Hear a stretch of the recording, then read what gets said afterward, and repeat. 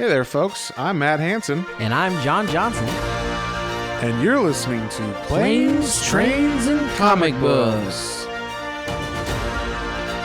The podcast where we discuss favorites we've reread,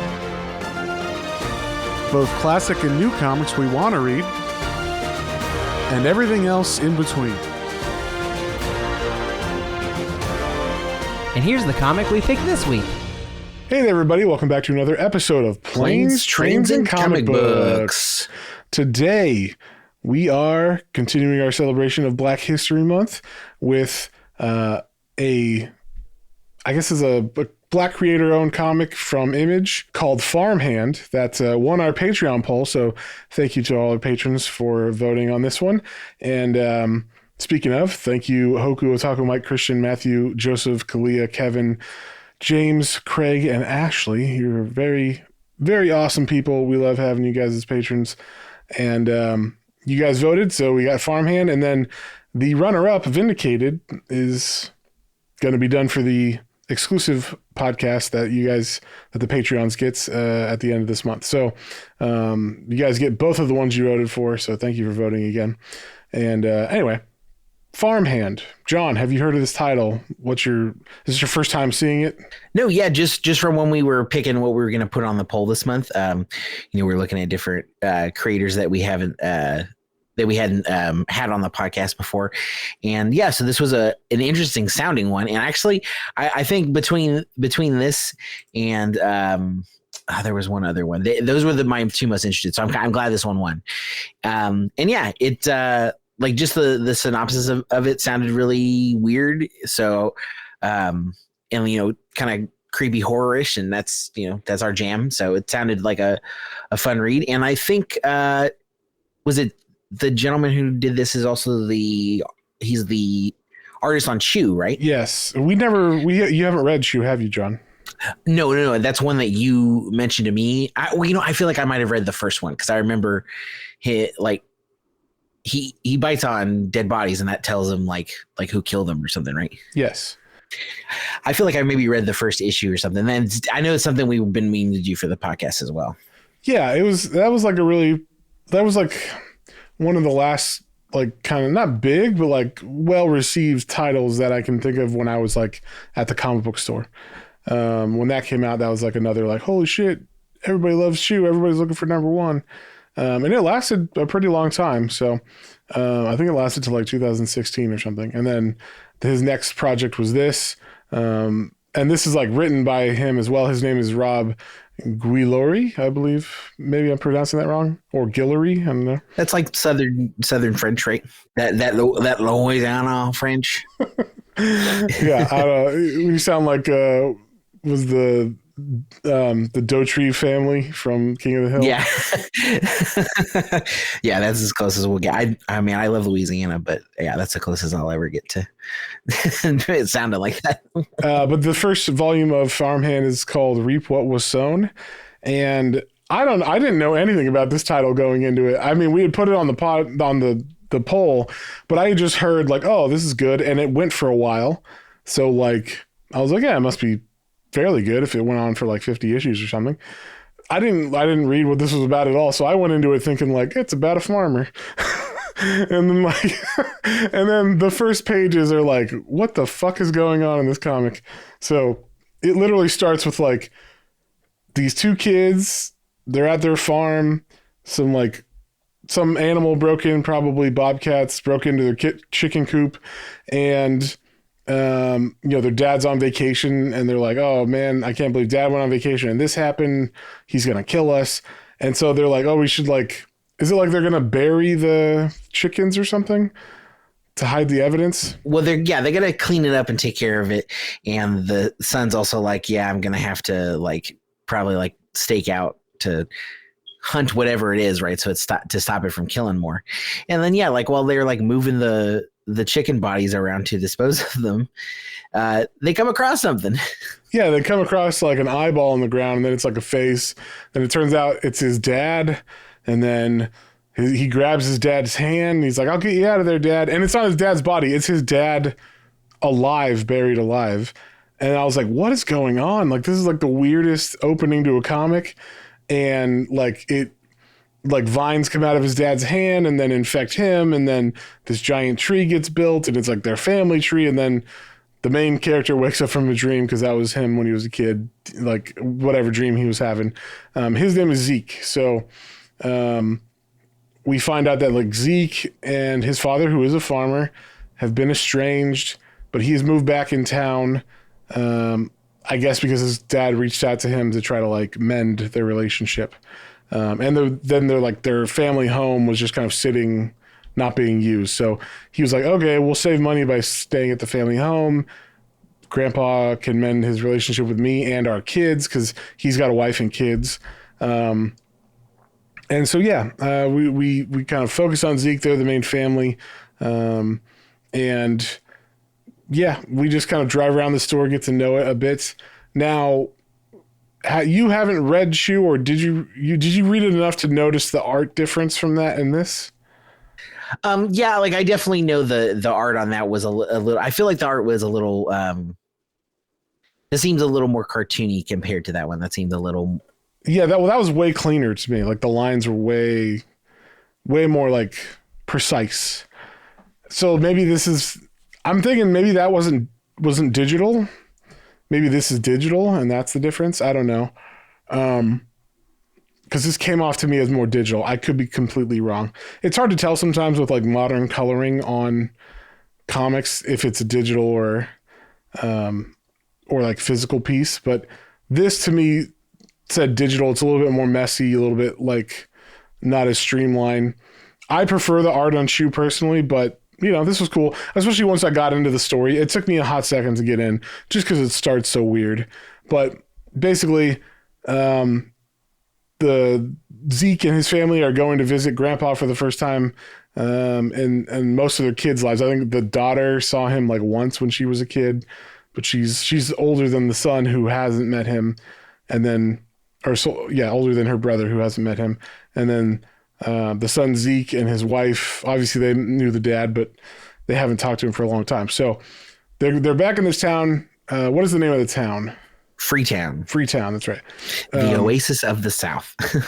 Yeah, I was like, okay, I don't know where this is, but what we find out when they go to visit the dad, they go to like his farm, and his farm is like a Willy Wonka kind of fucking place. Where it's just like there's like a ride that takes you through, like it's almost like Jurassic Park, where they're like, sit and we'll tell you everything that we did.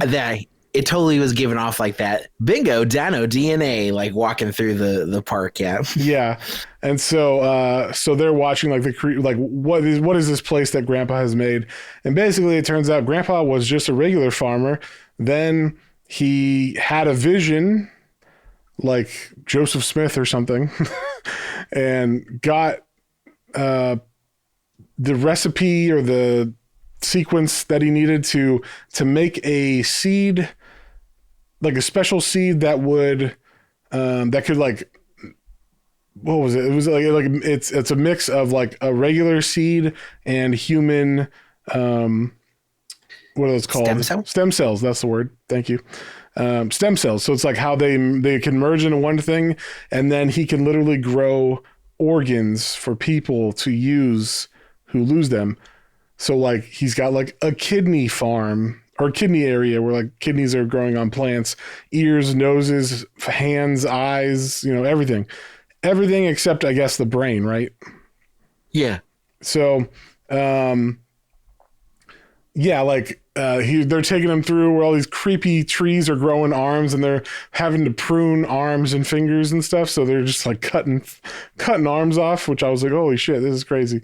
But yeah, so that is the premise for this book, that this guy, Jedidiah, the grandpa, he has created this new technology that can grow limbs and stuff and be used to help people regain what they lost in their body. So, yeah, it is a very interesting premise. What did you think of that, John?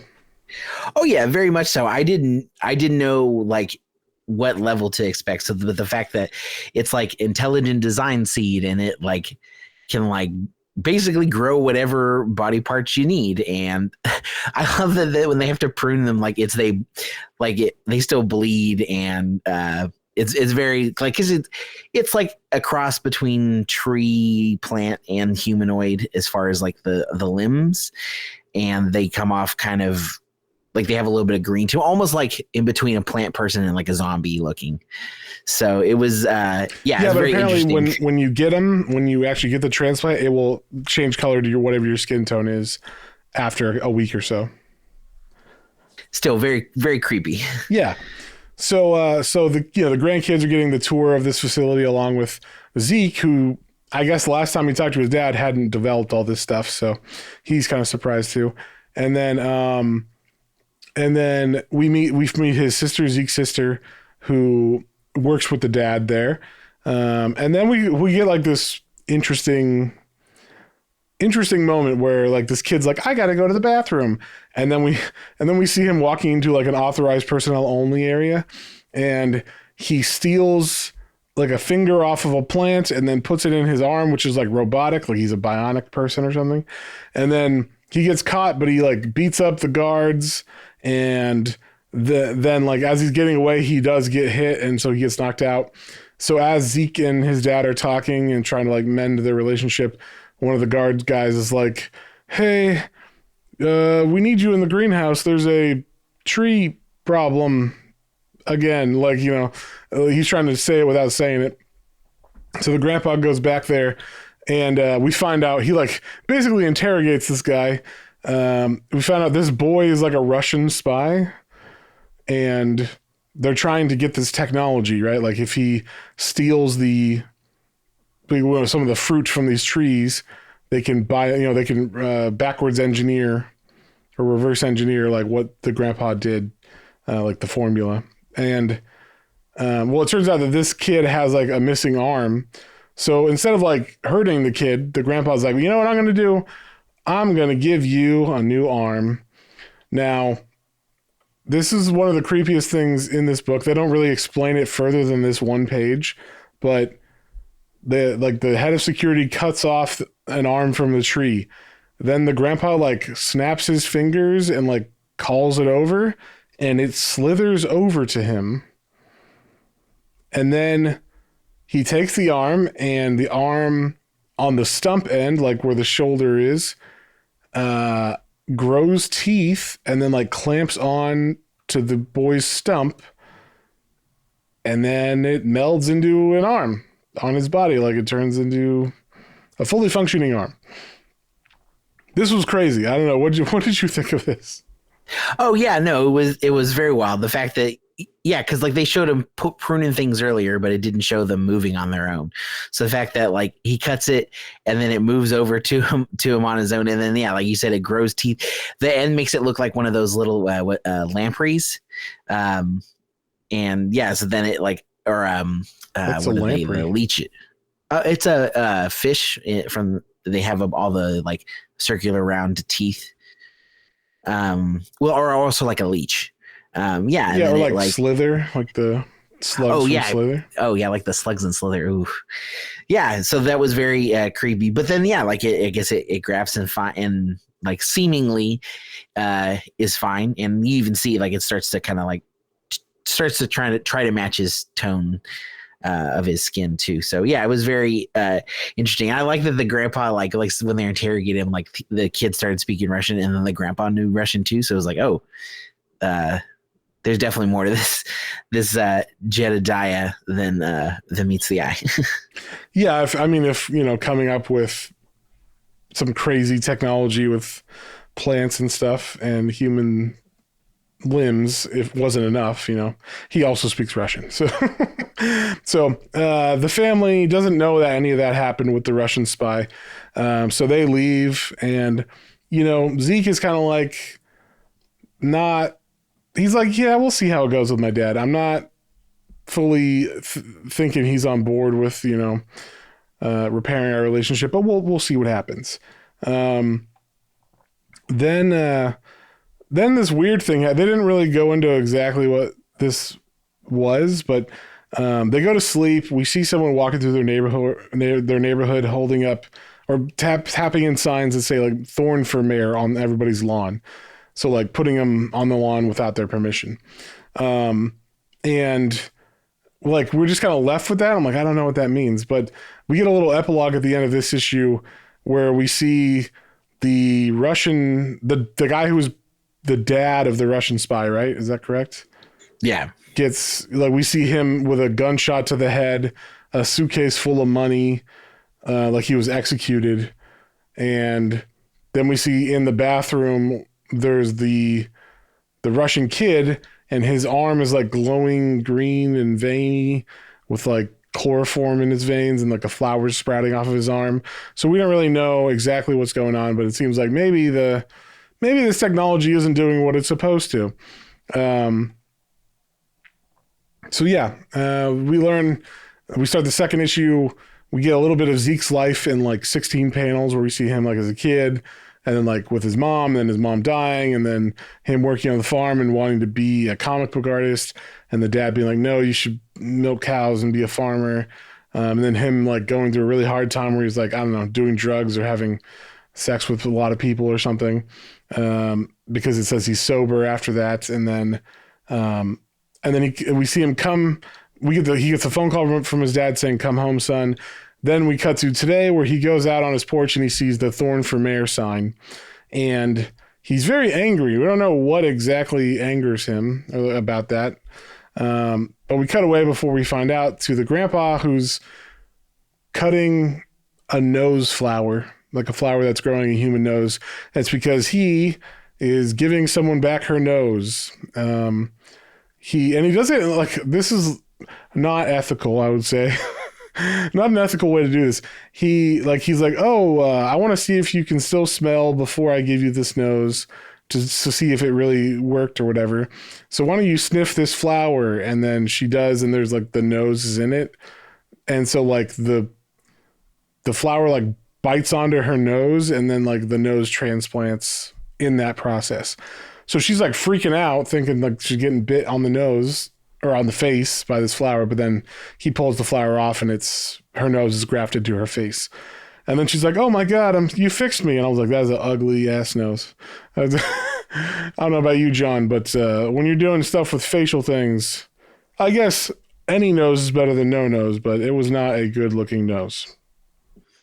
No, I mean, yeah, she's coming from like, completely like a Voldemort to this. So I mean, I guess it is a nose, and it's it's green. It's gonna, like he said, it's gonna like meld and like become normal for her, I assume. But it still was like going through this kind of a traumatic process. Like I still feel like they would like put you under or something so you wouldn't have to go through the or at least horrors. Let you know, hey, this is gonna bite onto your face. Don't freak out. That's what's supposed to happen. Yeah. Stuff like that. We also didn't mention the family's black. We didn't say that. The mom is white. Zeke's wife is white, but Zeke is black. His dad's black, Jedidiah, and the two kids are mixed, obviously. But yeah, I don't really know. There wasn't too much stuff about their race in this, which I was actually surprised because they're in the South, and also later on, like they have run-ins with people in the town, and the people in the town never say like, we don't like your kind here or anything like that. They're like, we don't like your family because you are doing terrible things to this town or whatever. Like, none of it seemed like it was racially motivated, which I was kind of surprised about. Did you expect that as well? Yeah, I guess I wondered if there would be an element of that, but I think, I guess that's also, in a sense, kind of refreshing too. I didn't have a problem with it. I just assumed it was going to happen because like literally there's like good old boys and stuff, but none of them ever say anything about them being black. That's true. Even when they could, And maybe we'll get that more. Yeah. Cause we should say one very small thing, at least now, maybe it will come, be part of the story more later, is that, the current mayor of the town is also one of the people that basically financially backed and helped, Jedidiah. He is, what is his name? He is Randall Lafayette. And he is like also the owner of like the largest oil and gas company in the area or something. Yeah. Like And that. that oil and gas company is where Jed got his money to start this research on this plant stuff. exactly. So I will say that like that's definitely where like the good old boy and like a lot of that seems to come from. When I say good old boy, though, I mean racial stuff, not necessarily the like politics stuff or whatever. Well, I thought that kind of went. It's mixed into it, but I expected good old boys in as far as I'm not talking about the politician. I'm talking about the white guys in the bar that are wearing like overalls and stuff. They're not saying anything racist, which I was kind of like, okay, we're going at it from a different angle, or this town is mad for other reasons, I guess. Not that they're racist. They're mad that their jobs are being lost or their water's being polluted or whatever. So, there's this creepy guy who is like doing something unnatural. Yeah, that too. So, although I thought there was going to be religious stuff in this too, because they kept saying like natural design, like dropping that in. But there wasn't really too much like you're playing with God. There was like one or two mentions of like, they're like, he's doing, where did he get that from? Was it from hell or something like that? I think one of the kids. Yeah, that's just one character though. I thought there was going to be more of a thing with it. So yeah, issue 2 starts and we get Zeke coming to his dad's place because he found that Thorn for Mayor sign on his lawn and he was very angry about that. And he confronts his dad. I don't know exactly why. They don't really say why he thinks his dad had something to do with it. Did you get that? Oh, he confronts his sister. Oh, okay. I mean, I see that, but I just assumed because the dad was behind them, I thought he was pointing at the dad. Oh, okay. I thought he was talking to the sister mainly at first with it. Oh, okay. I don't know. It looks like he's pointing between them and the dad is behind them. So maybe I'm wrong. I don't know. But either way, it still doesn't make sense. I didn't get what the signs meant other than they reveal later on that the signs, he had found a sign when he was younger that had like a cat nailed to it or something. Yeah, I know. He said it's basically like it's happening again, but I guess the only thing I thought was like that maybe like there is some people who don't like his family. Like you said, again, not like a race thing, but more just like we don't like this body part farm, and we don't like again, we don't like your family for doing this. Yeah, I guess that's what it is. But I just wanted there to be more resolution. I will say this first volume does not have any resolution. It's all set up, and like the payoff I'm hoping would be volume 2. So, so then we cut to Zeke's wife, who I don't remember her name. What's her name? May. So Zeke's wife, May, is going around town. She goes to this antiques house, and the person also has herbs there. And it turns out that this lady that runs this antique place is the lady named Thorn, Mo Thorn, I guess is her name, who's running for mayor. But the wife doesn't know that. She just thought, oh, this is a nice old lady. But it is very sinister. The lady's like, why don't you come into my house for some tea? And May's like, okay. And then she makes her like mint tea, but it's like zooming in on like the fact that she's drinking this tea, but we have no idea why. They don't tell us why in this volume. So yeah, I'm assuming something's going to happen later on that has to do with that. I think so, because as we get more into it, there's like you said, there's lots of little pieces in this that they're planting seeds of things. No pun intended. But we don't have any like payoff of like what's going on yet. Yeah. So while that's going on, she gets a call that the kid's got in a fight at school or something. And then the dad, Zeke, is doing job interviews at places that suck. So, he doesn't get a job that day. But yeah, he walks out of the last place he does a job interview and he sees one of the guards from, the farm, one of the ones that found that like boy who was a Russian spy. And I will say, when I say guard, I mean that very loosely. These are the worst employees I've ever seen at some kind of like high science, high security facility, it's stuff that's like state of the art science. So you don't want people to be able to like corporate espionage, your secrets away and stuff. And they have the worst people working there. Specifically, this guy, I guess, is the best worker they have, but he's a stoner burnout guy. I don't remember what his name is. Do you remember what his name is? This guy is Roscoe. Okay. So yeah, Roscoe is an idiot, but he's their top guy. So I was like, if you have that much money, why would you not have like real security and stuff, and then multiple times, like people were sleeping on the job and people got by and whatnot, like later on in the comics. So I was like, it feels like they should definitely beef up security and not just be like, it's fine. They're trying their hardest, but whatever. I'm not the one who's paying them. So,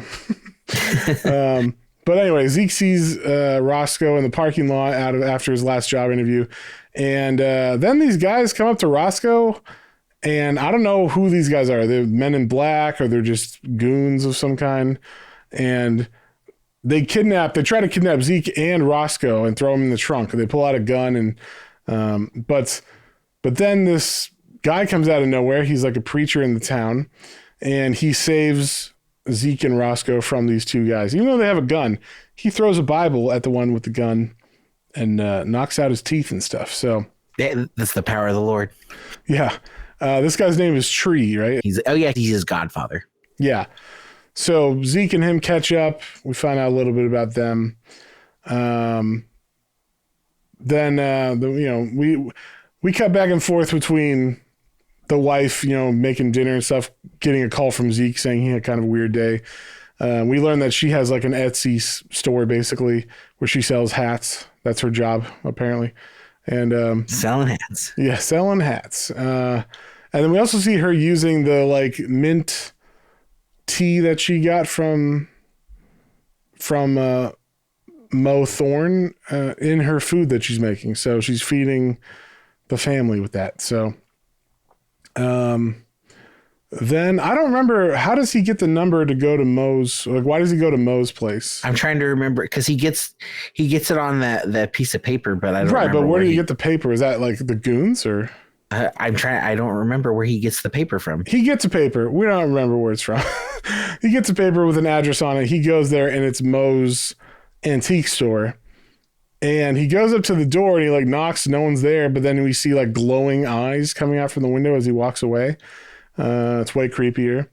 And then we cut to the dad who's rejecting a call from Zeke who tried to call him because he gets a call from someone else and it's a person saying like, something's wrong. You remember me from the car accident?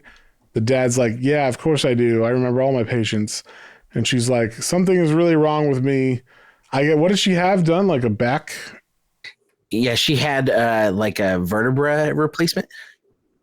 Yeah, so like her spine was basically replaced with these plant grown stuff. And then we see her in the bathtub and her like skin looks like it's splitting and like flowers are growing out of her back. And there's like veins that are green and stuff. It's very creepy. And her eyes are glowing. So obviously glowing eyes, not a good thing. We saw him on Mo, so maybe something's going on with her too.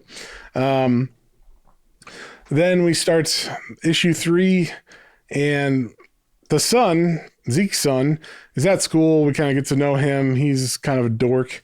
Can't concentrate, but he can't concentrate because there's this weird caterpillar dog. Is that what it is, John? I guess, yeah. It's like it looks kind of like a pug or a bulldog or something. Like caterpillar.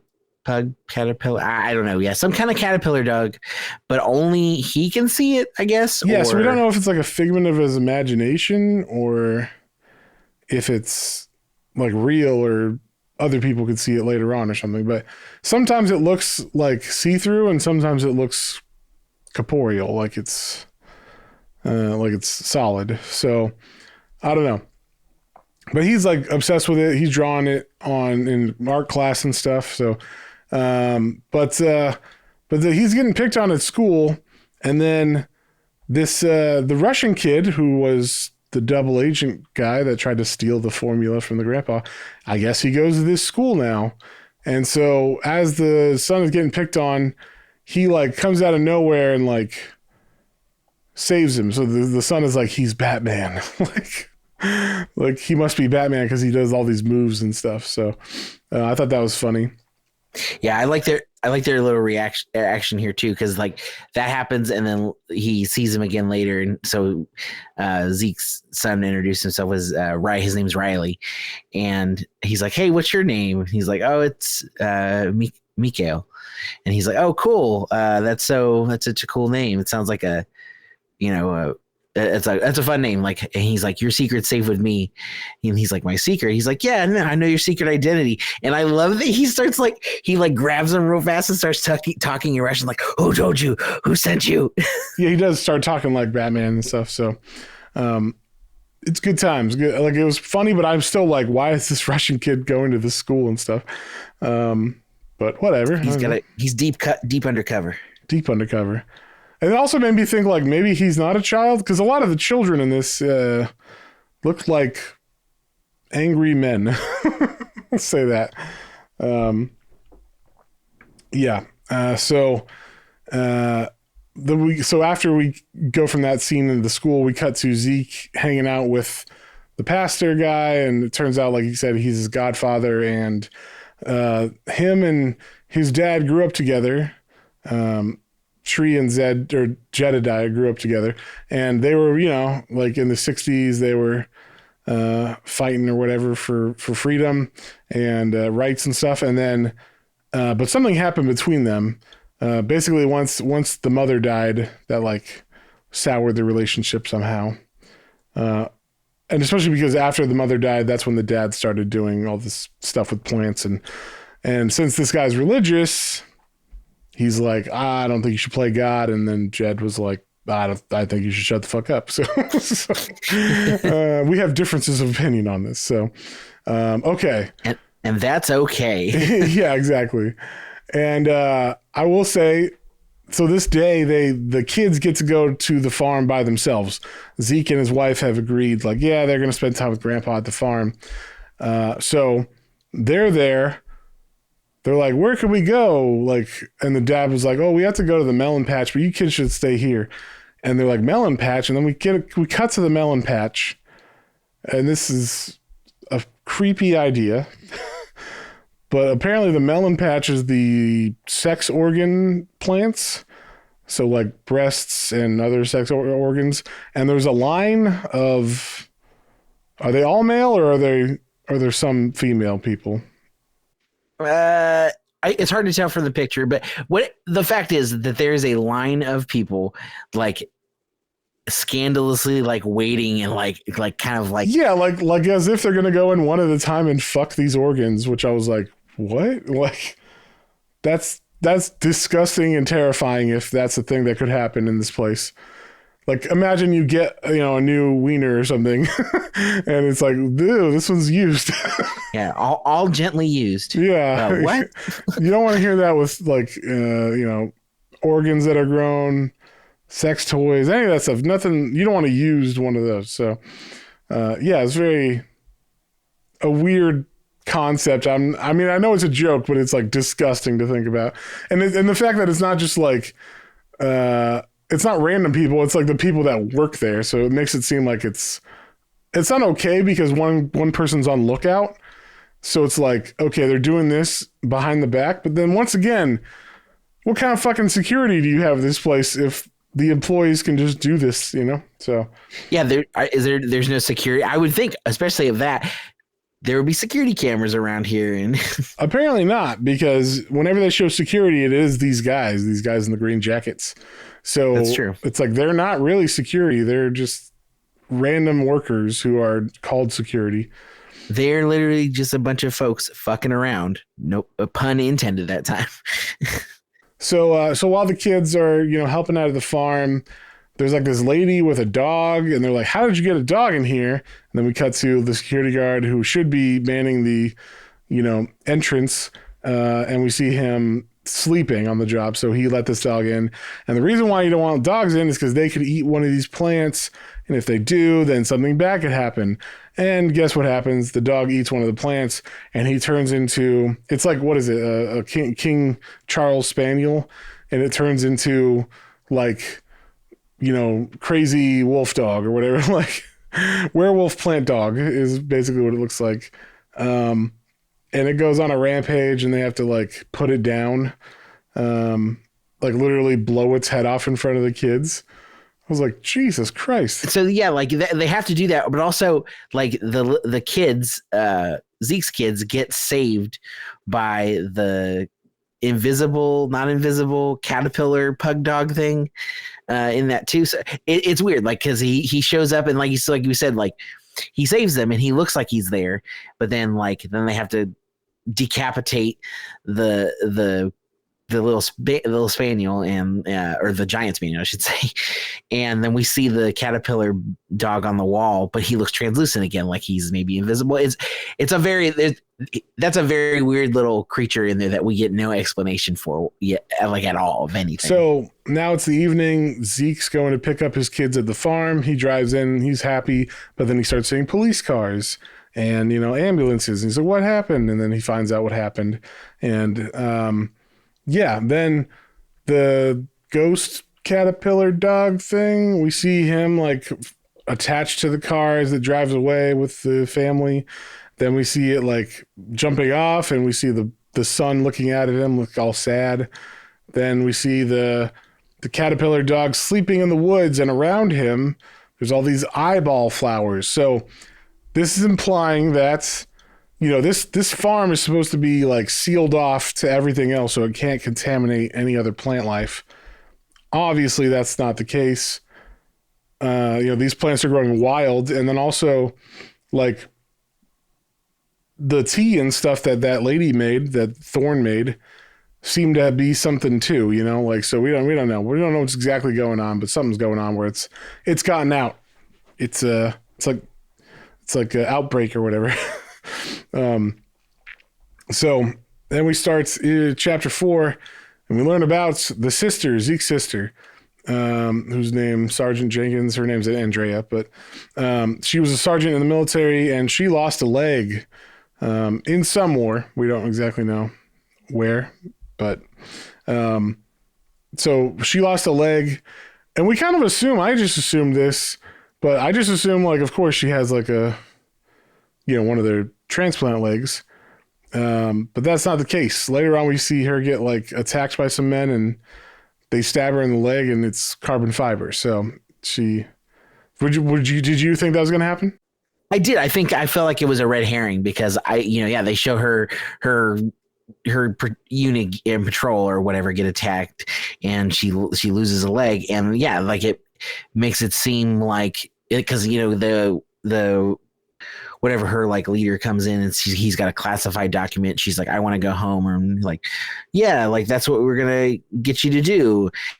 And yeah, so it made it seem like, oh, okay, she's going to get, from what we've seen, okay, she's going to get, maybe she's one of the first ones to get one of these plant body parts. But yeah, but that's not what we find out. That's not the case. So it's kind of interesting just the way that they kind of subvert expectations on some things like that. But yeah, so as we learn about her, we cut to like present day, and she's gone over to talk to Zeke at the farm because she's trying to smooth things over from what happened yesterday with this, plant dog. And so they have a little fight, and we find out that the town does not like the family. They're like, you people, this is what they're saying, like you people and stuff, but like, they don't mean you're like black people. They mean like your fucking specific family is ruining this town. Like you folk are cursed kind of thing, but he's talking about the family, not black people. So, yeah, so he finds out they don't like it very much. But it seems like Zeke does not want to be here. He's very suspicious about everything, including his sister. He thinks maybe something's up with his sister. So, then we get like a political ad where we see Monica Thorne, and she's like, "Hi, I'm Monica Thorne. I care about the environment and all this stuff, and that's why you should vote for me for mayor." And yeah, like she looks all nice and everything, but obviously something sinister is going on because we saw her glowy eyes and whatnot, and they kept zooming in on the tea with like the mint in it. So, but we don't know. Like they don't give us enough to really go on other than a feeling, right? And then we cut back to the sister who's going into work, and she's like, I guess, dissecting this giant dog that got beheaded. And they're just kind of like, they're mad about that the security guy for letting the dog in.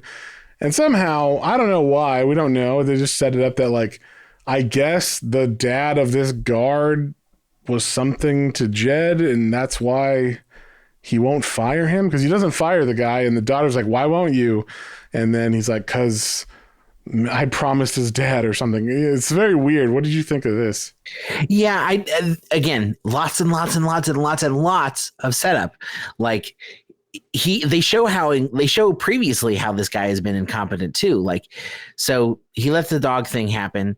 He did catch the Russian kid, I guess, but also like it shows him like he's been like kind of being a goofball and not like, like letting things get by. And he showed him like tripping out on one of the hands, like using it for like medicinal, I guess, for quote unquote medicinal. His like he was getting high glaucoma.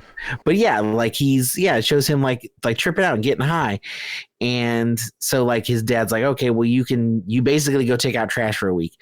But like, yeah, I'm not telling Andrea, I'm not telling you, so just drop it because it's not your business. And it's like, okay, but what's going on? Like, why we're not getting like anything? Yeah, so I was kind of lost on that, but well, one thing I forgot to mention is like when the sister was at the hospital with her leg, and the military guy came up to her, he asked her, "Hey, I know you just got injured and you'll recover when you're ready. We got another mission for you." And she's like, "Obviously I can't do missions anymore." And he's like, no, this is perfect for you. We want to not investigate your dad, I don't think, but we want to know what's going on behind the scenes. So you work for the U.S. government and tell us what's going on, and we will let your dad continue to do experiments and see what happens. Because, they could just make a law or whatever that says this is not ethical or whatever, and then he'd have to stop. So, so we cut to a bar where we see her meeting with her government spook.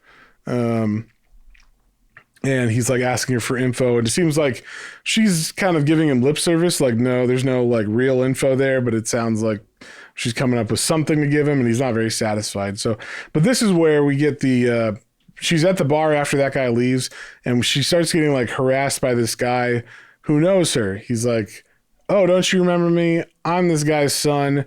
Your dad stole my dad's land, and I was supposed to have that land, and now I'm pissed at you." So they follow her out to the parking lot, and basically like him and his buddies attack her, and she attacks them back. And this is where we find out that he's like stabs her in the leg, and it's carbon fiber leg.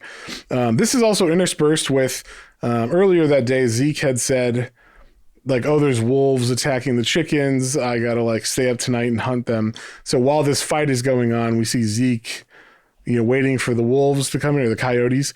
And there's something wrong with the coyotes. They have like green glowing eyes and stuff, and like bulging eyes, and it doesn't really make sense. But then also the man that that stabbed her and she like kicks in the face to knock him out, he also has a green bulging eye. So yeah, like obviously everybody in this town is like getting affected by stuff. Then we see, for some reason, I don't remember why, but the sister Andrea goes to Mo Thorne's house, which is that antique place, and she knocks on the door. And this time, Thorne answers and invites her in, and then that chapter ends. Then we start off with chapter 5, or issue 5, where we learn that Mo Thorne and the grandpa were like partners together originally, and she knew the science and he had the recipe that he didn't quite understand from his vision on how to do all this stuff. We also see them experimenting with a brain, and then him being like, I will never use a brain because it freaks the fuck out and starts growing like eyeballs and stuff. This was very Reanimator to me, like this whole scene. I was like, yes. Very much so. I was wondering if maybe that meant like if you do have a brain, it like tries to grow a whole person and not like just a brain. Maybe. We don't know though, because the grandpa freaks out and stomps the brain to death after that. So we don't know what happens, but that's like, I guess, where their relationship ended because she wanted to continue and he didn't want to. So he just grows everything except the brain. Then we cut to the day after the election. So the election happened and we find out that Thorn won, which was not what everybody thought was going to happen. They thought Lafayette was going to win, but it seems like the people in the town do not like all the, the money and the like rich people moving in and the stuff going on with the farm. They don't like all that stuff. So, and we get to kind of see why maybe this happened is they have a pig. They're going to cut it up for a big barbecue. As they cut it open, it's totally corrupted on the inside with like these, the neon green veins and stuff and plant life growing inside of it. So they're like, what the hell is that? So basically even the pigs and stuff, it's not just plant life that's been corrupted or contaminated, it's other stuff too. So yeah, we cut to a police officer going to Zeke's house in the morning with the grandpa. It turns out the sister has been missing ever since no one knows, but she went to Thorne's house. Ever since then, she's been gone. And they're like, where did she go? No one can find her. They think maybe the people that beat her up or tried to beat her up are guilty of like murdering her or something.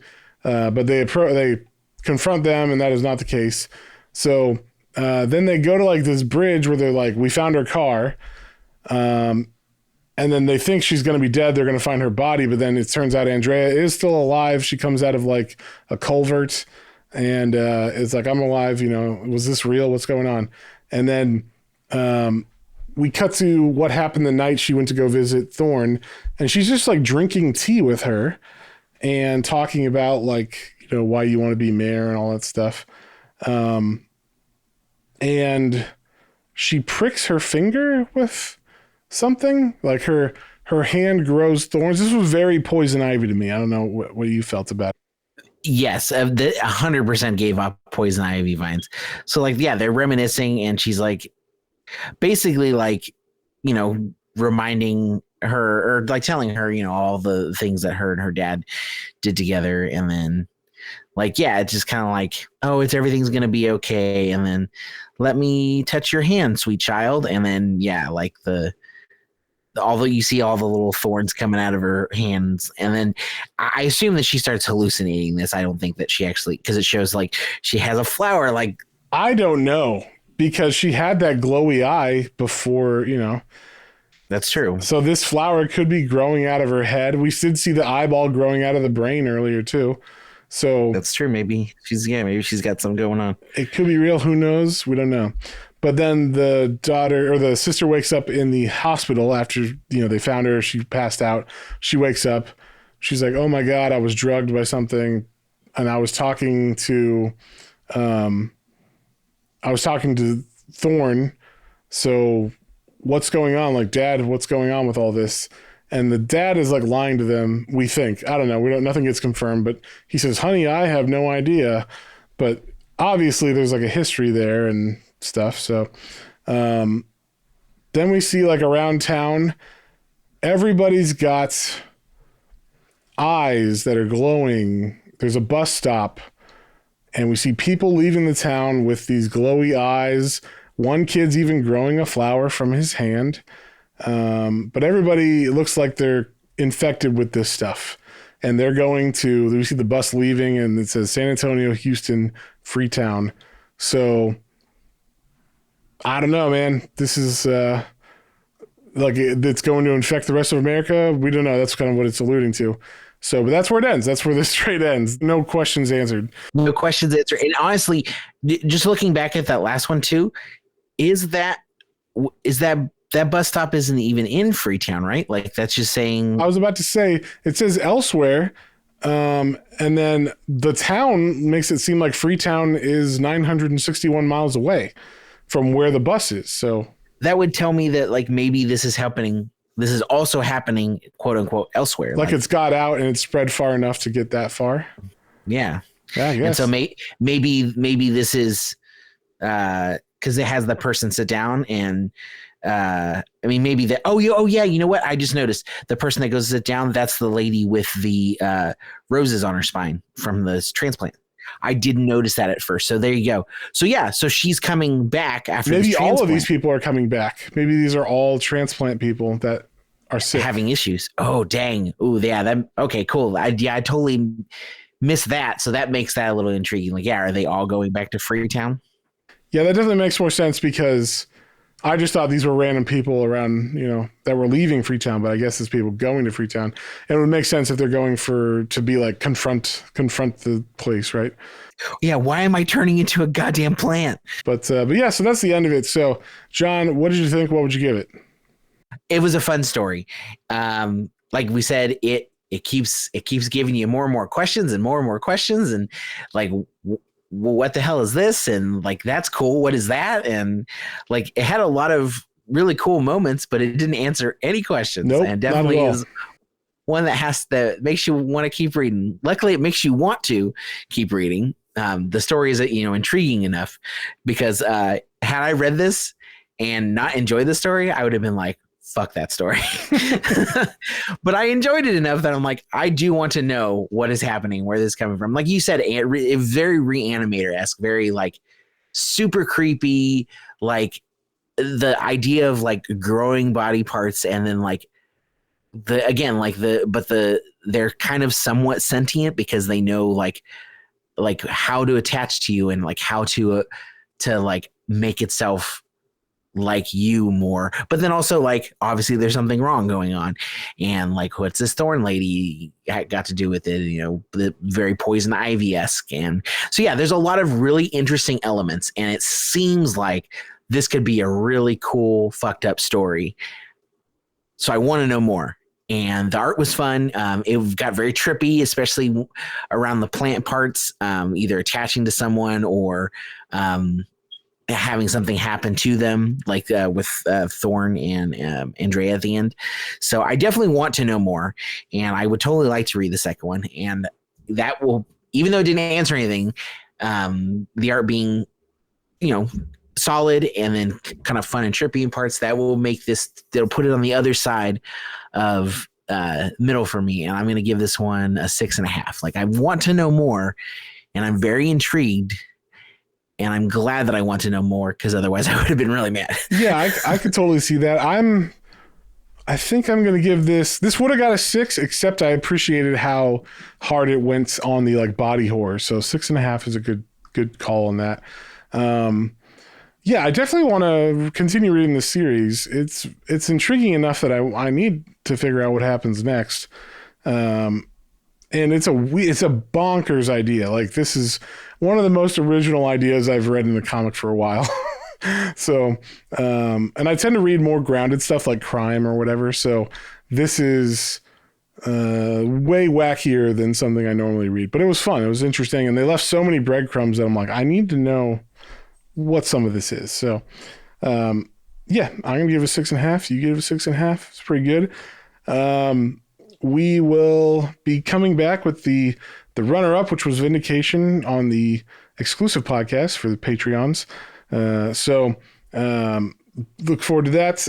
If you guys want to join the Patreon, you can join at patreon.com/planes, trains, and comic books, all one word. And you get to vote on the second-ish episode of every month. And then also you get the exclusive. So sometimes we do a exclusive anything we feel like. And then this time it was like, oh, we kind of want to read Vindication too. So we'll do that since it was the run-up, we'll do that for the exclusive. So anything else, John? No, I don't think so. This was a fun wrap up to our Black History Month on the main podcast. And if you want to get one extra story in with us, make sure you sign up, patreon.com/planes, trains, and comic books, all one word. And I think with that, we'll see you on the next one. On the next one. Bye.